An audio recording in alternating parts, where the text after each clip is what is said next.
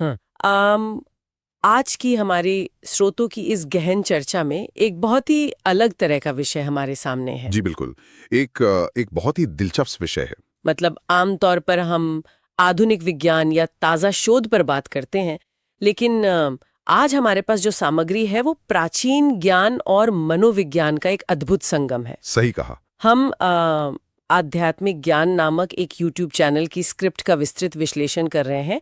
ये श्रीमद् भागवत महापुराण के द्वितीय स्कंध के 7वें अध्याय पर आधारित है और इसका जो मुख्य विषय है वो है भगवान के अवतारों का दिव्य रहस्य। यानी सृष्टि के बनने से लेकर उसके चरमराने और फिर से संतुलित होने तक की पूरी कहानी। बिल्कुल। और इस चर्चा की गहराई में उतरने से पहले ये स्पष्ट करना बहुत जरूरी है कि आज के हमारे स्रोत में गहरी धार्मिक और दार्शनिक मान्यताएं शामिल हैं।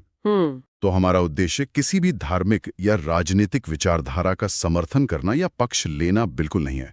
हमारा काम केवल स्रोत सामग्री में मौजूद कहानियों, उनके प्रतीकों और संदेशों का निष्पक्ष रूप से विश्लेषण करना और उन्हें श्रोताओं तक पहुंचाना है। एकदम सही।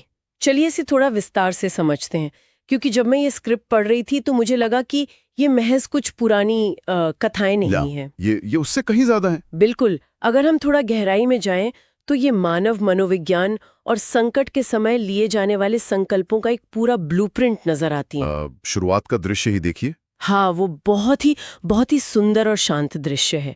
कमल के आसन पर 4 मुखों वाले ब्रह्मा जी विराजमान हैं और उनके सामने देवर्षि नारद खड़े हैं। और नारद के मन में कुछ बहुत ही बुनियादी सवाल हैं। वो पूछते हैं कि सृष्टि कैसे उत्पन्न हुई और इन अवतारों का असली रहस्य क्या है। और ब्रह्मा जी का जो उत्तर है वो वाकई सोचने पर मजबूर करता है। यहाँ जो बात सबसे अधिक दिलचस्प है वो ये है कि जिसे पूरी दुनिया रचयिता मानती है, वो स्वयं को केवल एक उपकरण या एक माध्यम मान रहा है। मतलब स्रोत में बताया गया है कि ब्रह्मा जी की आंखों में भक्ति के आंसू हैं। वो कहते हैं कि वो जो भी कह रहे हैं वो उनकी अपनी बुद्धि नहीं है, बल्कि वो केवल नारायण की प्रेरणा से बोल रहे हैं। बिल्कुल। और ये इस स्रोत का पहला और शायद सबसे बड़ा संदेश है, अहंकार छोड़ना। जब तक आप खुद को कर्ता मानते हैं, मतलब जब तक ये अहंकार रहता है कि मैं सब कुछ कर रहा हूं, तब तक ज्ञान की जगह नहीं बनती। ब्रह्मा जी का ये अहंकार शून्यता का भाव एक आदर्श स्थिति है। ये बहुत ही शक्तिशाली विचार है और इसी विनम्रता के साथ ब्रह्मा जी उन अवतारों की बात शुरू करते हैं जो संकट के समय आते हैं। और पहला बड़ा संकट क्या है? प्रलय। हाँ, सबसे पहले मत्स्य अवतार का जिक्र आता है। स्रोत के अनुसार जब प्रलय का समय था, चारों ओर केवल जल था और वेद लुप्त हो गए थे। तब एक विशाल मछली यानी मत्स्य अवतार प्रकट होता है। अगर हम इस घटना का विश्लेषण करें तो जल यहाँ अराजकता या पूर्ण विनाश का प्रतीक है।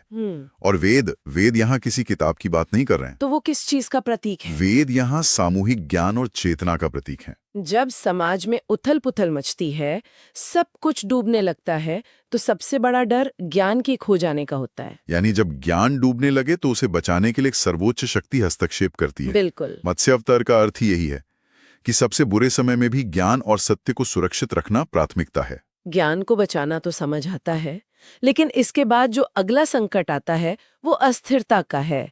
देव और दानवों के समुद्र मंथन की घटना का जिक्र है। कूर्म अवतार, कछुए का अवतार। हाँ, जब मंथन के दौरान विशाल मंद्राचल पर्वत डूबने लगता है तो उसे स्थिर करने के लिए कछुए के रूप में उसकी पीठ पर पर्वत को टिकाया जाता है। अगर हम इसे व्यापक संदर्भ में देखें तो जब भी जीवन में या समाज में कोई बड़ा मंथन होता, मतलब जब विचारों की उथल पुथल होती है, तो सब कुछ डगमगाने लगता है। हमारा पूरा मानसिक संतुलन बिगड़ने लगता है। सही कहा। और तब भागने या घबराने के बजाय हमें एक मजबूत और स्थिर नींव की आवश्यकता होती है। कूर्म अवतार उसी स्थिरता और धैर्य का प्रतीक है जो भारी दबाव को सह सके। ये रूपक बहुत ही सटीक है। और फिर इसके बाद बात अंधकार की आती है, वराह अवतार की कहानी में, जहां असुर हिरण्याक्ष पृथ्वी को पाताल के अंधकार में छिपा देता है। हाँ, और फिर एक विराट वराह यानी जंगली सुअर के रूप में अवतार होता है जो पृथ्वी को अपने दांतों पर उठाकर बाहर लाता है। ये हिस्सा मनोवैज्ञानिक रूप से बहुत गहरा है। पाताल यहाँ गहन अंधकार या कह सकते हैं कि एक तरह के डिप्रेशन का प्रतीक है। और वराह ही क्यों? क्योंकि जब आप कीचड़ में फंसे हों, जीवन के सबसे गहरे अंधेरे में हों, तो वहां से निकलने के लिए किसी कोमल तरीके की नहीं बल्कि एक पाश्विक ऊर्जा की जरूरत होती है। वराह उस जिजीविषा और संघर्ष का प्रतीक है जो सीधे कीचड़ में उतरकर आपको बाहर निकालता है। यहाँ बात बहुत ही रोचक हो जाती है, क्योंकि अभी तक हम बाहरी या प्राकृतिक संकटों की बात कर रहे थे, लेकिन जब इंसान के भीतर का अहंकार ही सबसे बड़ा संकट बन जाए, तब नृसिंह अवतार की कथा आती है, हिरण्यकशिपु का अहंकार। बिल्कुल, हिरण्यकशिपु का वो चरम अहंकार, जहां वो कहता है कि मैं ही भगवान हूं, और इसके ठीक विपरीत उसका अपना छोटा सा बेटा प्रहलाद है, जिसकी भक्ति अटल है। स्रोत में ये कॉन्ट्रास्ट बहुत खूबसूरती से दिखाया गया है। हिरण्यकशिपु ने हर तरह से अपनी मौत को टालने का प्रबंध कर लिया था। न दिन में, न रात में, न अस्त्र से, न शस्त्र से। उसे लगा उसने ब्रह्मांड को अपने नियमों में बांध लिया है। लेकिन फिर एक जड़ खंभा फटता है, एक पत्थर फटता है, और उसमें से आधा नर और आधा सिंह प्रकट होता है। ये इस बात का प्रतीक है कि यदि निष्ठा और सत्य में ताकत है, तो रक्षक एक बेजान पत्थर से भी प्रकट हो सकता है। और अहंकार चाहे कितना भी कठोर क्यों न हो, उसका पतन उसी की बनाई संरचनाओं के बीच से होता है। ये वाकई अद्भुत है। लेकिन अहंकार सिर्फ क्रूर नहीं होता, कभी कभी वो बहुत बहुत सूक्ष्म भी होता है। वामन अवतार की तरह। हाँ, बलि महाराज का अहंकार, वो कोई अत्याचारी नहीं थे, बल्कि एक दानी और यज्ञ करने वाले राजा थे। उनका अहंकार इस बात का था कि वो 3 लोकों के स्वामी हैं और कुछ भी दान दे सकते हैं। मैं देने वाला हूं, ये भाव भी एक बहुत बड़ा अहंकार है। और इसे तोड़ने के लिए कोई उग्र रूप नहीं आता। एक छोटा सा बटुक ब्रह्मांड वामन आता है और दान में सिर्फ 3 पग भूमि मांगता है, और उन्हीं 3 कदमों में वो पूरे ब्रह्मांड को नाप लेता है। ये दर्शाता है कि विशाल से विशाल अहंकार भी अंततः झुक जाता है और सच्ची निष्ठा की जीत होती है। बिल्कुल, ब्रह्मांड के सामने इंसान का सबसे बड़ा भ्रम भी उन 3 कदमों में सिमट जाता है। अब तक की कथाओं में हमने व्यक्ति और प्रकृति के संघर्ष देखे, लेकिन इसके बाद स्रोत एक बड़े सामाजिक और राजनीतिक परिदृश्य की तरफ मुड़ता है, परशुराम अवतार। ये एक बहुत ही अलग तरह का हस्तक्षेप है। हाँ, स्रोत में बताया गया है कि जब क्षत्रियों का यानी सत्ताधारी वर्ग का अत्याचार बहुत बढ़ गया, तब एक ब्राह्मण रूप में परशुराम ने कुल्हाड़ी उठाकर उन अधर्मी राजाओं का अंत किया। ये कथा एक बहुत ही स्पष्ट संदेश देती है। कभी-कभी धर्म और समाज की रक्षा के लिए जब पूरा सिस्टम भ्रष्ट हो जाए, तो कठोरता अत्यंत आवश्यक होती है। मतलब सिर्फ उपदेश काम नहीं आते, एक रेडिकल बदलाव की जरूरत होती है। जी, लेकिन पुरानी व्यवस्था को काटना सिर्फ एक हिस्सा है, उसके बाद नई व्यवस्था बनानी भी होती है। और यहीं पर मर्यादा पुरुषोत्तम राम की कथा आती है। अयोध्या के राम, जिन्होंने एक आदर्श व्यवस्था की स्थापना की। राम का जीवन नियमों और कर्तव्यों से बंधा हुआ है।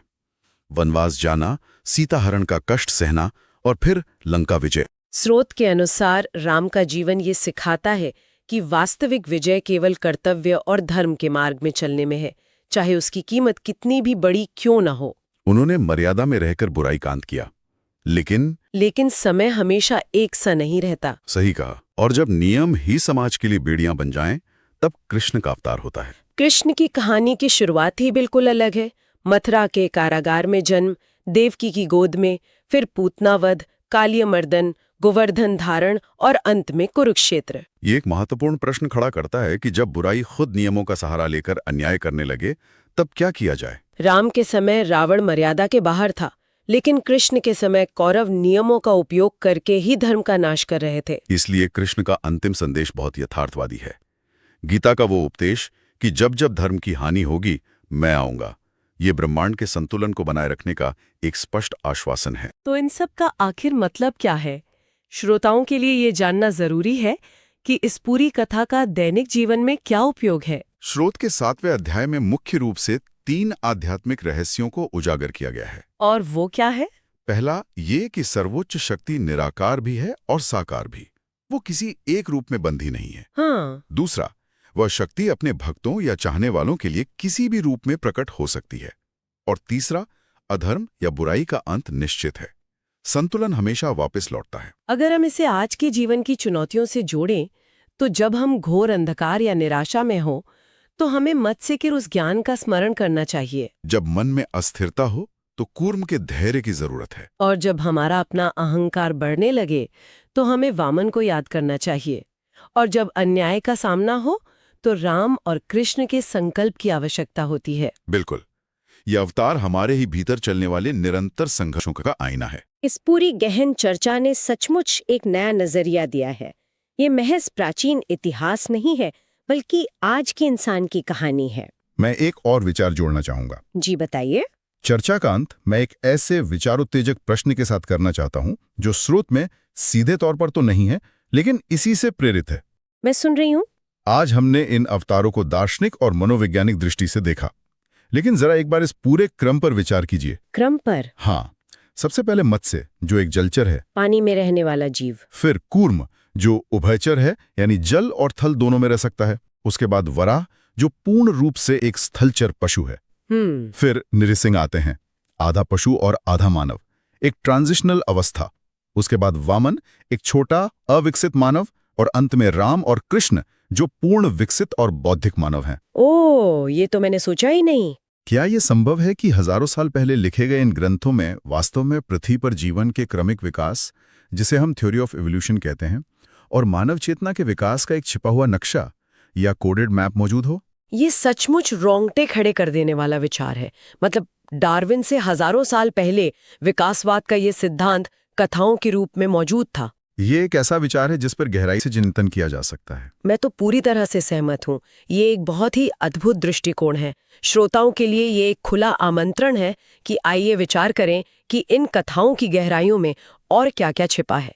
हमारी इस गहन चर्चा का हम यहीं समापन करते हैं। मुझे उम्मीद है कि ये विश्लेषण सभी के लिए उतना ही रोचक रहा होगा जितना कि हमारे लिए।